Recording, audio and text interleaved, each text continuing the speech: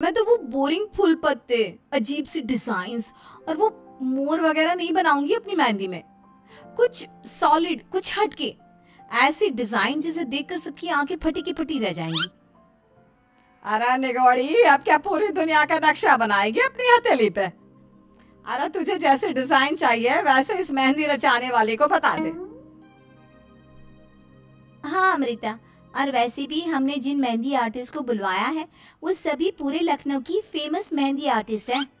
Okay okay, तो फिर कोई इश्यू नहीं। चलो चलो, अब जल्दी से जाकर सो जाओ, वरना ज्यादा देर तक जागे रहे तो आंखों के नीचे काले घेरे पड़ जाएंगे और फिर तुम दोनों भी अपनी शादी के दिन मायूस हो जाओगे, ये सोचकर कि मैं तो बदसूरत लग रही हूँ। ये कहानी है जुड़वा बहनें रिद्धिमा और अमृता की। दोनों बहनों ने अपनी पढ़ाई पूरी कर ली थी और अब उनकी शादी का समय आता है। दोनों की शादी दो भाइयों से तय होती है, रिद्धिमा की निहार से और अमृता की मुकुंद से। अमृता बचपन से ही अपनी बहन रिद्धिमा से जलती, क्योंकि उसे सब हर चीज में, हर मामले में रिद्धिमा से कम मानते। अब दोनों बहनों की शादी की रस्में होती हैं और सगाई के बाद मेहंदी की रस्म आती है। तभी अमृता के माता पिता मधुमालती और विशंबर, मेरी दोनों जुड़वा बेटियों, तुम्हारी मेहंदी की रस्म है आज।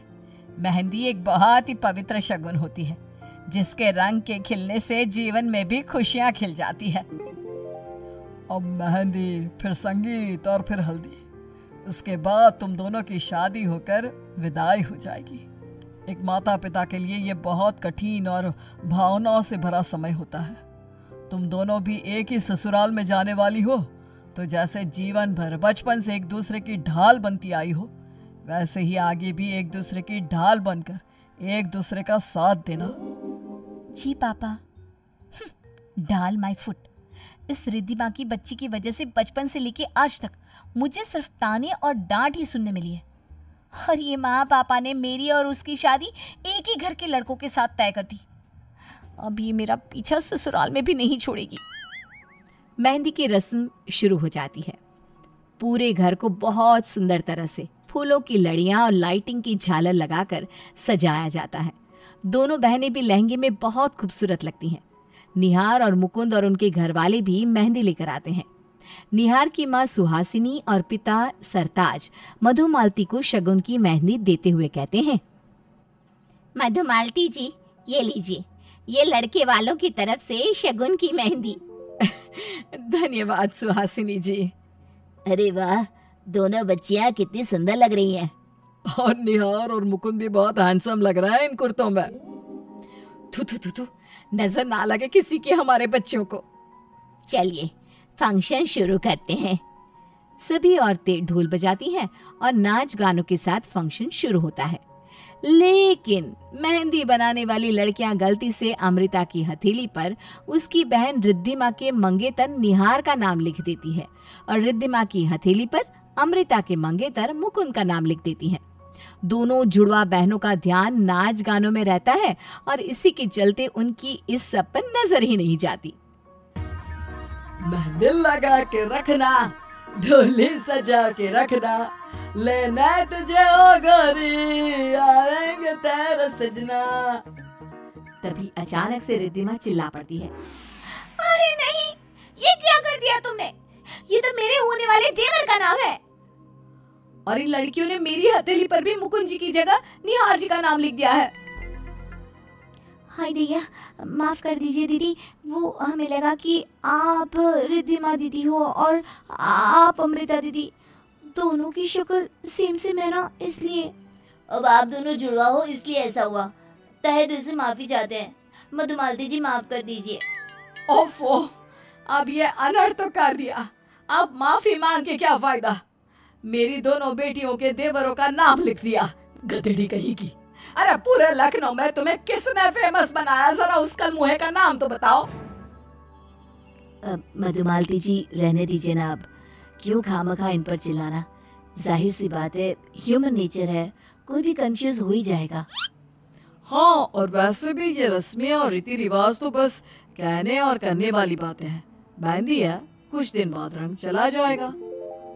अब ये फसाद यहीं पर निपट जाता है। फिर रात में जब अमृता अपनी सहेलियां कनिका और टीना से एक आइसक्रीम स्टॉल पर मिलती है तब यम, क्या आइसक्रीम है यार यहाँ की।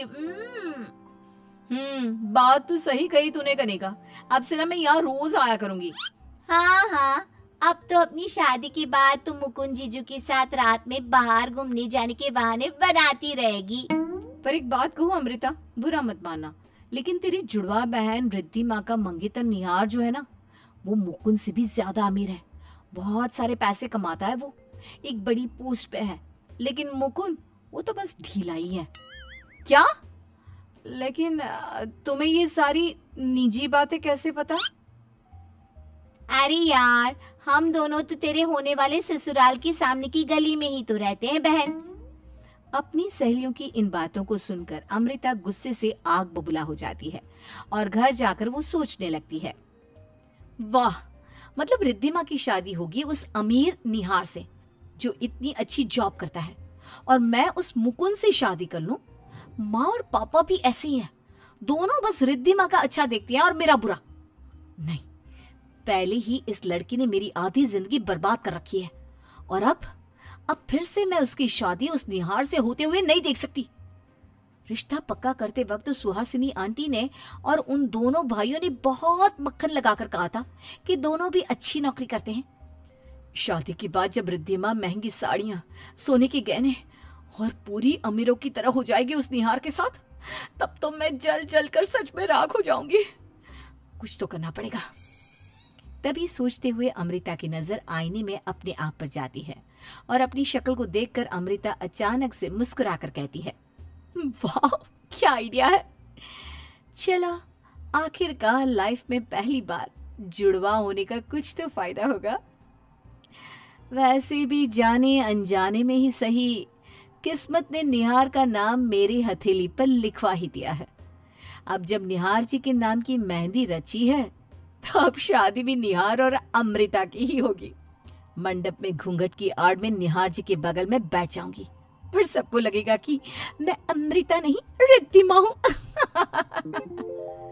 हल्दी की रस्म के बाद शादी के दिन मंडप में दोनों दुल्हन घूंघट में मुंह छुपाए रहती है और दोनों दूल्हे भी सहरा बांधे हुए रहते हैं, जिससे उनकी भी शक्ल सहरे के पीछे छुप जाती है। और इसी का फायदा उठाकर रिद्धिमा से पहले अमृता निहार के बगल में जाकर बैठ जाती है और फिर पंडित जी मंत्रों का उच्चारण शुरू करते हैं और वरमाला और 7 फेरों के बाद दोनों जुड़वा बहनों की शादी हो जाती है। विवाह संपन्न हुआ। अब ये दोनों जोड़े सदा के लिए शादीशुदा जोड़े बन चुके हैं। अब दुल्हनों अपना अपना घूंघट उठा लो और दुल्हों तुम भी अपना सहरा उठा लो और बड़े बुजुर्गों का आशीर्वाद ले लो। लेकिन जब चारों अपना घूंघट और सहरा उठाते हैं तब उन्हें देखकर सभी चौंक जाते हैं। रिद्धिमा जी आप? मुकुंद जी आप? अमृता तुम यहाँ, ये कैसे हुआ? और अमृता नाटक करती है, ओ नो, ये क्या हो गया? अरे बाप रे, फिर से दोनों बहनों के जुड़वापन की वजह से ये घोर मुसीबत खड़ी हो गई। लेकिन यजमान, यूं हथेली पे गलती से नाम की मेहंदी रच जाना और अब यूं इस तरह जाने अनजाने में हुई भूल के कारण दोनों बहनों की और दोनों दुल्हों की अदला बदली, ये कोई गलती नहीं, ये तो स्वयं ऊपर वाले का इशारा है।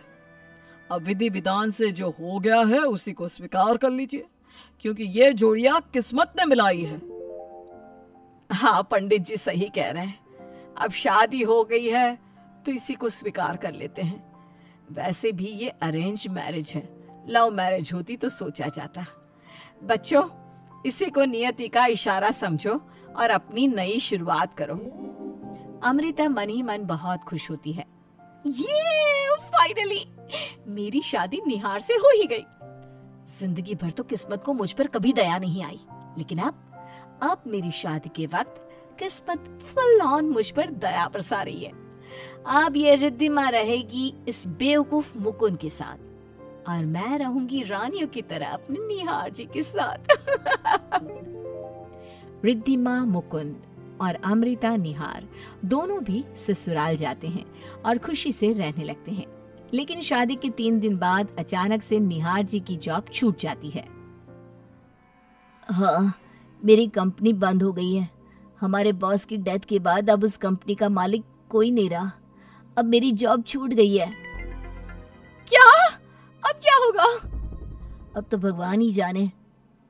अरे नहीं, जिस बुनियाद पे मैंने इस निहार से शादी की थी क्योंकि ये अमीर था, लेकिन अब तो इसकी जॉब छूट गई।